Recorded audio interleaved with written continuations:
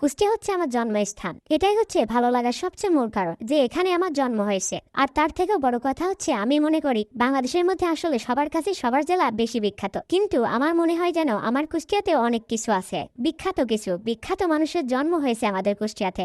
লালনের জন্ম আমাদের কুষ্টিয়াতে, যদিও তার জন্মস্থানটা এখানে না, কিন্তু আমরা এটা ধরে নিয়েছি। না ধরার কি বা আছে? কুষ্টিয়ার শিলাইদহ থেকে লালনের জীবন শুরু, তারপরে আপনারা লালনকে চিনেছে। আমি বলতেই পারি আমার কুষ্টিয়াতে আমার গর্ব করার মতো লালন আছে, যাকে নিয়ে বাইরের দেশে পিএইচডি করা হচ্ছে, যাকে নিয়ে মানুষ পড়াশোনা করছে এবং গবেষণাও করছে। তারপরে রবি ঠাকুরের কথা কি বলবো, তার কথা তো সবাই জানেন। তার গান, তার লেখা, তার উপন্যাস তো ব্যাখ্যা করার বাইরে। কুষ্টিয়ায় অবস্থিত তার কুঠিবাড়ি দেখার মতন। সবাই দূর দূরান্ত থেকে আসেন কুষ্টিয়াতে শুধু রবি ঠাকুরের বাড়ি এক নজর দেখবে বলে। আর আপনি অবশ্যই কুষ্টিয়া পৌরসভায় এসেছেন। পৌরসভাটি যদি ঘুরে দেখেন, পুরনো ঐতিহ্য, লাল দেওয়ালে সেই চিড়ে কোঠা সুন্দর করে অডিটোরিয়াম করে রাখা হয়েছে। পুকুরের ধার, তার পাশ থেকে গ্রামের একটি ঐতিহ্য আট করা, মানে এখানে আসলে আপনি একটা গ্রামের পরিবেশ পাবেন। দেখতে পাবেন দেওয়ালে আলপনা করে রেখে দেওয়া হয়েছে। তাছাড়া মীর মোশাররফ হোসেন আছেন। তারপরে আমাদের কুষ্টিয়ার মানুষের কথা কি বলবো, সবাই অসাধারণ, এক কথায় অসাধারণ, এবং অসাধারণ তাদের অতিথি আপ্যায়ন। আপনি একজনের বাসায় যাবেন, একজনের সাথে কথা বলবেন,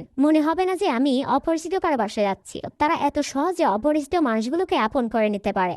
তো কুষ্টিয়া ভালো না লাগার আসলে কোনো কারণ নাই। কুষ্টিয়া আমাদের প্রাণ, এবং কুষ্টিয়ার মানুষ অসাধারণ এবং অমায় এবং খুবই মিশুকি। আর কুষ্টিয়ার আরো একটা বিখ্যাত বিষয় কি জানেন, সেটা হচ্ছে আমাদের ভাষা। এত সুন্দর ভাষা দিয়ে আর কেউ কথা বলতে পারে আমার জানা নেই। একদম বইয়ের ভাষা বলতে পারে, ঠিক বইয়ে আমরা যেটা পড়ি আমাদের কুষ্টিয়ার মানুষ ঠিক সেই ভাষাতেই কথা বলে। এটা গর্ব করার মতো আরো একটা বিষয়। যদিও যশোরের মানুষেরা দাবি করেন তাদের ভাষা আরো বেশি ভালো, কিন্তু আমি কুষ্টিয়ার হয়ে আমি বলবো যে আমাদের কুষ্টিয়ার ভাষা সবচেয়ে বেশি ভালো।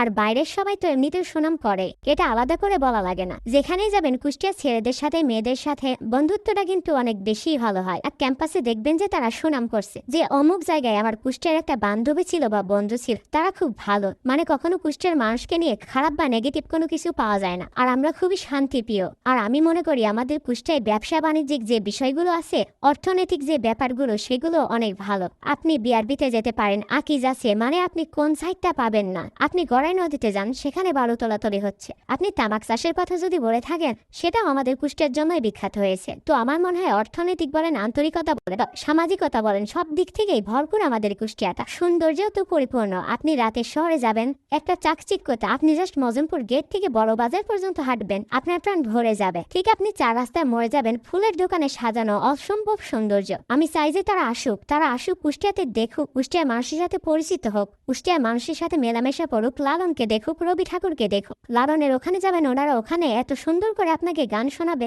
মানে আপনি এই গানগুলো মোবাইলে শুনে বুঝতে পারবেন না। ওনার পাশে বসতে হবে, ফকিরের পাশে বসতে হবে। ওনার পাশে বসে আপনি গান শুনবেন, আপনি ওনাদের একতারা বাজাবেন, ওনারা আপনাকে আগ্রহ নিয়ে শেখাবে এবং শোনাবে। আপনাকে টাকাও দিতে হবে না, ভালোবেসে শোনাবে। তার নিয়ে আসেন রেনুইকের বাঁধে যান।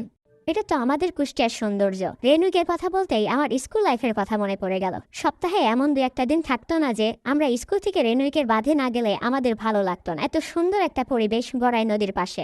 আপনি গড়াই নদী থেকে একটু আগায় যাবেন, পদ্মা নদী আর গড়াই নদীর মোহনা পাবেন। কি নেই, আপনি কি চাচ্ছেন আর ফোনটা পাবেন না, সবকিছুই আমাদের কুষ্টিয়াতে আছে। কুষ্টিয়ার সবাইকে নিয়ে আসলে একটা কথাই বলতে চাই, সেটা হচ্ছে সবার আন্তরিকতা অনেক বৃদ্ধি পায়, একজন আরেকজনের প্রতি ভালোবাসা তৈরি হোক। বর্তমানে আমাদের দেশে যে পরিস্থিতি গেল, দেখা গেল এখান থেকে অনেক শত্রু তৈরি হয়েছে। আমি মনে করি সেসব সমস্ত শত্রুতা ভুলে যাক, সবাই সবাইকে আপন করে নিক, ভালোবাসুক, বিপদে সবাই সবার পাশে দাঁড়াক, এবং সহমর্মিতা যে বিষয়গুলো থাকে সেগুলো অনেক ভালোভাবে ফুটে উঠুক। এবং বাইরে থেকে যে মানুষগুলো আমাদের কুষ্টিয়াতে ঘুরতে আসে, তাদেরকে যেন কখনোই হ্যারাসমেন্টের শিকার না হতে হয়, সেই দিকগুলো যেন খেয়াল রাখে আমাদের কুষ্টিয়াবাসী।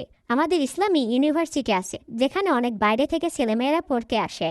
তাদের সাথে আমরা স্থানীয় যারা আছি, তারা এমনটা যেন কখনো না করি যে আমার কুষ্টিয়াতে আমার ক্যাম্পাস, এখানে আমার অধিকারটাই বেশি, এরকম যেন না হয়। সবাই সবার অধিকার স্ব স্থান থেকেই যেন সবাইকে সাহায্য সহযোগিতা করতে পারে, এবং সবসময় মাথায় রাখতে হবে আমরা এক, আমরা ভাই ভাই। আজকের ভিডিওটি কেমন লাগলো অবশ্যই কমেন্ট করে জানাবেন। কুষ্টিয়াকে আপনি কতটুকু ভালোবাসেন সেটা ভিডিও শেয়ার করার মাধ্যমে বোঝাবেন। যে যত বেশি এই ভিডিওটি শেয়ার করবেন, আমি মনে করব সে তত বেশি কুষ্টিয়াকে ভালোবাসে। আর হ্যাঁ, আমাদের পেজে যদি নতুন হয়ে থাকেন, তাহলে অবশ্যই আমাদের পেজটি ফলো করে রাখবেন এমন সুন্দর সুন্দর ভিডিও পেতে। আজকের মতো এ পর্যন্তই, দেখা হবে আবার নতুন কোনো ভিডিওতে। ততদিন সবাই ভালো থাকবেন, সুস্থ থাকবেন। আল্লাহ হাফেজ।